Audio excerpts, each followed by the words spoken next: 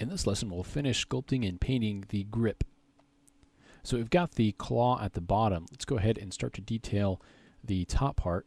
And the first thing that I want to do is kind of just bring down the bottom of this a little bit closer to the claw. So I'm actually going to go ahead and choose the move brush here, and just making sure symmetry is on. And so I just want to kind of pull down this geometry so it's a little bit closer. And if you want to mask that area off right in here, you could do that to make it a little bit easier, but we'll leave a little bit of a gap there. But I just want to kind of bring this down so it's a little bit closer. There's not quite as much of a gap there. Okay, so now I'm going to not really do a lot of sculpting necessarily on most of this, but let's go ahead and paint it. And so to paint it, I'm going to choose a really dark, almost black color. We'll go to standard brush. Of course, as with any of these pieces, if you want to paint these a different color, that's perfectly fine. That's totally up to you. So I'm going to use a color spray so I get a little bit of variation with one of the alphas here. We'll choose an RGB intensity of 100. And before we do that, let's actually mask off this the area of the claws, just so we don't get any black paint on there. And so we'll go ahead and just mask that off. Okay, can unmask any of these areas underneath that we want to be affected by our painting. Okay, and so now we can go ahead and start to add our paint. And so I'm just going to kind of paint through here real quickly and just kind of create a rough look here. Now as we start to paint this black, it becomes a little bit hard to see the edges, so we can go up to document. I've got the range turned down, and we can take our back color and just choose something that's a little bit lighter, maybe like gray, so we can see things a little bit easier. Okay, and so we'll then come in and just kind of add this black color. If you want to get kind of a smaller grain or smaller look to it, you can increase the size of your draw size there, and come in and just add that variation in here. Okay, coming in along the back. And okay, if you want to add just a hint of color in there, maybe add a little bit of red, you can come in and start to add a little bit of that in, just real lightly. You can also change your RGB intensity and move that down if you want to start to blend a little bit of a color in there. Okay, the next thing that I want to do is create kind of flames coming up from the bottom, but kind of a little bit of a crafted flames or sculpted flames here coming up from kind of underneath this part. So to do that, I'll choose a kind of a dark red color.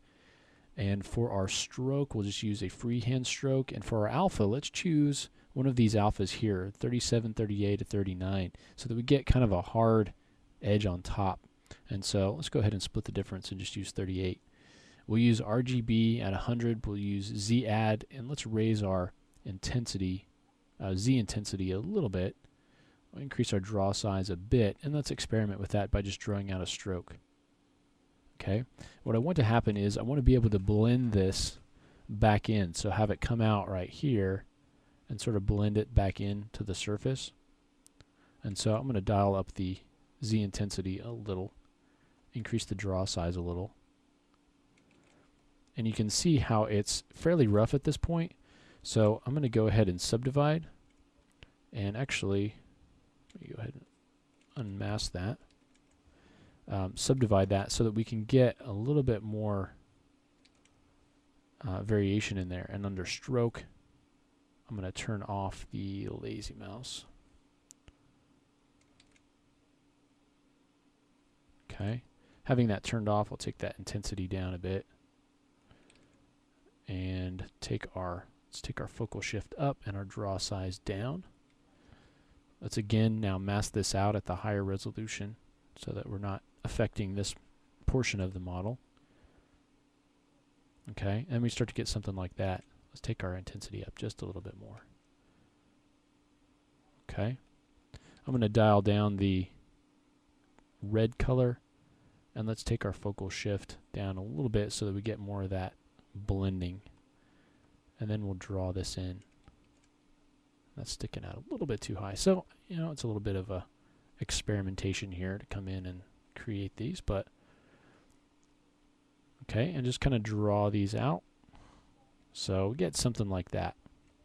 Just some sort of sculpted detail there at the bottom. Now as we come in on the top, I want to create sort of insets here for the fingers. And so let's go ahead and we'll just go kind of to the front. We could also kind of come to the side since we're using symmetry. But I'm going to use a drag rectangle in alpha 14, which is kind of a hard circle. We'll use the same red, but this time we'll change it to Z subtract with a low Z intensity, but RGB value of 100. And go ahead and add that. Let me turn up the Z intensity here. And so as we start to pull that out, it's a little bit hard to see. Let me go ahead and make this a bit brighter, a bit of a brighter red. So we'll figure out where we want that first spot there, and we'll kind of drag that out, and you can see we get that sort of indentation. Okay, if you want it to go a bit deeper, we'll just increase our Z intensity. Okay, and then come in maybe right about there. Pull that in, and we'll do the same thing down here, about the same size. Same thing here. And same thing there. So we get these sort of indentations for the fingers that have the red inside there. And so using the RGB and the Z subtract at the same time allows us to get our sculpted detail and our painted detail in there together. Then if you want to add a little bit of variation around the side here, we can get our AM standard, come in and add a little bit of detail there. Now that may be a little bit too soft, so change our focal shift. Okay, and then we can come in here and just add a little bit of variation. Okay, kind of right in there to fix that up. And so we have the red down here, but we also want to start to tie it into the upper part. So I'm actually going to go up to the blade and let's just add a little bit of red in here. Let's go to Z add RGB, and I'll just go ahead and change this to a standard brush and a freehand stroke, and I'll just add a little bit of red in here. Okay, in this sort of indentation here, and kind of smooth it back out. So we're also going to have, we also have this sort of bone down here that ties things together, and we'll also have some elements coming in from underneath the guard to help tie everything together. So if you want to come in and just continue painting and kind of break up this red color, you can do that. But I think it looks pretty good. So we've got the flames coming down, we've got the claw at the end, and then the handle. So in the next lesson, what we want to do is there are a few pieces in here that we want to create. So let's say we've brought our geometry over and we realize, well, I actually want to have a few more pieces here. You could go back to Cinema 4D and build those and bring them back in, but we can also start to build geometry here in ZBrush and then take that back out with the rest of our model once we're done. And so in the next lesson, we will start to do that by adding a few new elements underneath the guard here. Okay, so we will go ahead and start that process in the next lesson.